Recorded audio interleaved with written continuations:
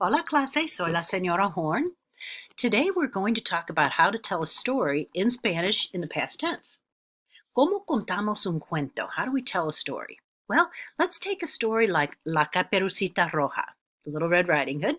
And here we have all the characters. We have El Lobo, the wolf, El Leñador, the woodsman, La Caperucita Roja, Little Red Riding Hood, La Abuela, the grandmother, and all the things that she might see along the way, right? We have el árbol, la casa.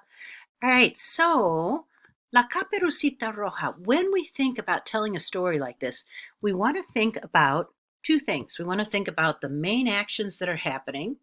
Okay, the girl walked through the forest, she met the wolf, she went to the grandmother's house. She realized that the wolf was dressed in the grandmother's clothing, and the woodsman came and saved the day. Okay, so all of those actions happened, but if I only told you about the actions and I didn't tell you about the descriptions, it wouldn't be a very interesting story, right? And we want to make it a richer story, so we want to add description. So we have the child walking in the forest, but what was she carrying? What was she wearing? So on the left-hand side, what you'll notice is we just have the infinitive of the verb. So they're not conjugated yet. We'll be working on that. But it gives us the bullet points, the little snapshots of what happens in the story. So in the first scene, we have La Niña caminar en el bosque. So she walks in the forest. And what was she wearing? We could use the verb llevar for wearing or carrying. And then we have un lobo. So the lobo enters, the wolf enters. Hablar con la niña. He talks with the child. And what is he like? Is he feroz? Is he grande? There's another scene where el lobo hides the grandmother in a closet, in an armoire. So esconder, to hide, could be the verb we use there. And how was the grandmother feeling when that action happened? Was she scared? Tener miedo, to have fear. We could use that. In the next scene, La Niña, she enters the house, so we could use entrar en la casa, and hablar con el lobo, she talks with the wolf. And what was the wolf like at this point? What were his ojos y orejas like, right? His eyes and his ears. And then we have el leñador, the woodsman, right? He comes and he saves the child in the abuela. So llegar is a verb we could use. Also salvar, to save. Salvar a la niña y a la abuela. And what was he like? Was he fuerte, amable, etc.? And at the end, el lobo, he flees to the forest in this version. So huir, we could say, huir al bosque. And what's some description around that? What was the weather like? ¿Qué tiempo hace? And then at the end, we have La Niña, La Abuela, y El Leñador, our main characters there. And how did they feel? And what were they doing to celebrate? So all of the actions being on the left-hand side, all of the descriptions being on the right-hand side. So think about that as you're trying, starting your story. Now remember, just a little grammar review. What do you know about the preterite and the imperfect, the two past tense that you'll want to use in Spanish? Well, the preterite, you want to think of that as a hammer action. We have our hammer there to help you remember that. A hammer action, like I went to the store, I bought bread, I came home, I made the sandwich, right? All of those actions that are a one-time thing. Whereas the imperfect is more used for descriptions, things that happened all the time. Maybe things that were habits, like, oh, every summer we used to go to Florida. Those are the waves in the ocean, and that's to give you the idea of something that continually happened and happened again, like the ebbing and flowing of the waters of the ocean, right? So we used to always go to Florida. It was hot out. We always used to make dinner every night. So things that happened over and over again would be where you would use the imperfect. So we have things like una acción completada. That would be a preterite, a completed action. Or a secuencia de eventos, a sequence of events, would also be preterite. Or an interruption. For example, I was driving along and boom, I saw a deer. Okay, driving along would be the imperfect. Interrupción, seeing the deer, would be the interrupting action. And then on the left-hand side with our imperfect, we would use that for description. What was the wolf like? Was he feroz? Was he grande? So descripción. We would also use it for acción en progreso. That would be like the ing in English, like I was driving along or I was walking through the forest. Una acción interrumpida, an interrupted action. So the driving along was the action that got interrupted by the preterite verb. A habitual action. That's in English where we would say I used to. I used to always write letters every Friday. I used to go to the bank. And you would also use the imperfect for telling what time it was, telling what the weather was like, or talking about somebody's age. Let's review the endings here. You may recall that, so the blue is the preterite and the brown is the imperfect. So you may recall that for an AR verb, it would be haste o, amos and aron. Like if you wanted to say the verb hablar and you wanted to say I spoke, it would be hablé. If you want to say I used to speak or I was speaking or I always would speak, then you would say hablaba. So our endings there would be aba, abas, aba, abamos, and aban. And then the ERs for preterite, it would be iste, io, imos, ieron. And for the imperfect, it would be ia, ias, ia, iamos, and ian. And we might run into a few irregulars here and there in our story, but those are the main regular endings. Okay, so vamos a intentarlo. Let's try it. What I'd like you to do is to pause the tape at this point and read over the little story that I'll be showing you in a minute and see if you can decide whether the verb would be in the preterite or the imperfect. So here we have the story. The preterite forms are in the blue and the imperfect are in the brown. And they're already conjugated for you. So really at this point, we're just trying to decide which one would we use depending on the meaning of the story, depending on the context, all right?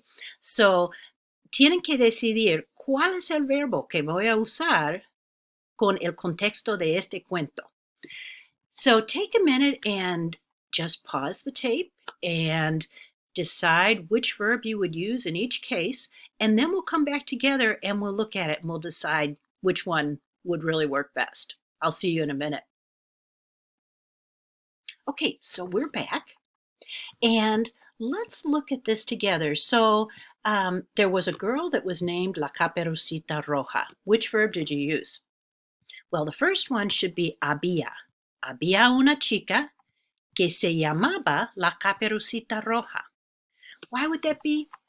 Well, it would be because you're describing that there already was this girl. It wasn't a sudden event. She was just there already. There was a girl, and her name was Caperucita Roja. So her name just was that. She didn't suddenly get named that. She just was named Caperucita Roja. And what was she like? She tenía pelo largo y rizado. All right, she had long curly hair. So she already had it, tenía. You're just describing what she was already like. She was young and pretty.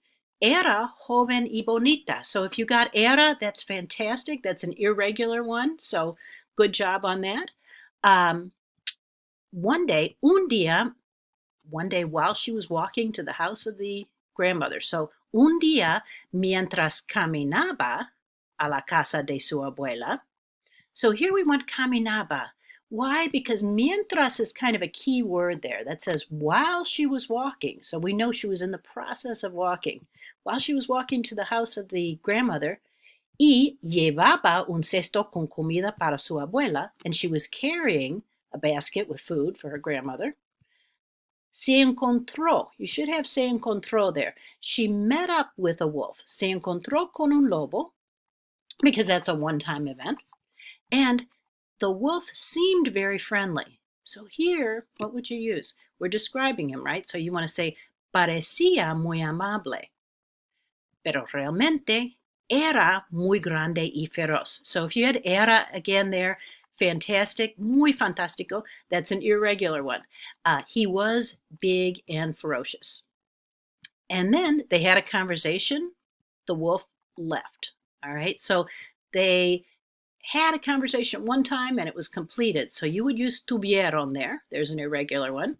And then he left. Salió, because that's a completed action too. So hopefully you're getting the hang of this. Let's go on to the next part. So cuando Caperucita Roja recogía flores para su abuela, when she was gathering the flowers for her grandmother, el lobo corrió a la casa de la abuela. So he ran to the house. That's a one-time action. Y puso la abuela en el armario. So he put the grandmother into the closet. That's another one-time action. Preterite. La abuela tenía mucho miedo. So here we're describing about how she felt. So we'll use the imperfect.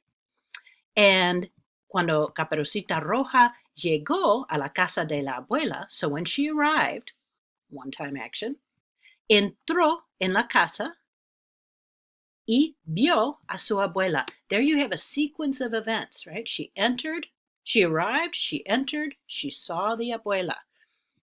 Y empezó a hablar con ella. Another chain of events there. She started to speak with her grandmother. So anytime you have a verb like started or stopped, that's probably going to be preterite because it's a one-time beginning or end. All right. Caperucita Roja dijo, she said, abuela, ¿qué ojos y dientes tan grandes tienes? So she said it once. That would be dijo. Pero no era la abuela, sino el lobo vestido en la ropa de la abuela. So it wasn't the grandmother, but rather it was the wolf dressed in the clothing of the abuela. So you would use era as well there because you're describing who it was. And then at the end there, Caperucita gritó y un leñador llegó. So those are two actions. She shouted and the woodsman arrived. And then el leñador liberó a la abuela del armario. So he freed her from the closet. Abrió la puerta, he opened the door. Y el lobo huyó de la casa. The wolf fled from the house. So again, that's a chain of events. He freed her, he opened the door, the wolf fled.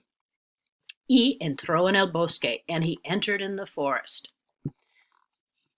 Hacía buen tiempo. Now here we're describing the weather, what it was like. So hacía buen tiempo y el sol brillaba. So if you had both imperfect on that sentence, muy fantástico. It was nice weather and the sun was shining. And Caperucita Roja, su abuela y el leñador celebraron con una cena grande y deliciosa. So they celebrated with a big, delicious dinner. They celebrated one time, so again, that would be preterite. So hopefully you're getting the idea of this and how the preterite and imperfect work together.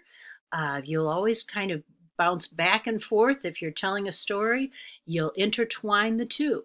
And see if you can, for this week, go ahead and write an original story. So escribe un cuento original para la tarea. And see if you can use a good number of verbs and use some in preterite and some in imperfect and see how you do. And we'll come back together next week and we'll look at those together. I look forward to seeing what you do. Hasta luego.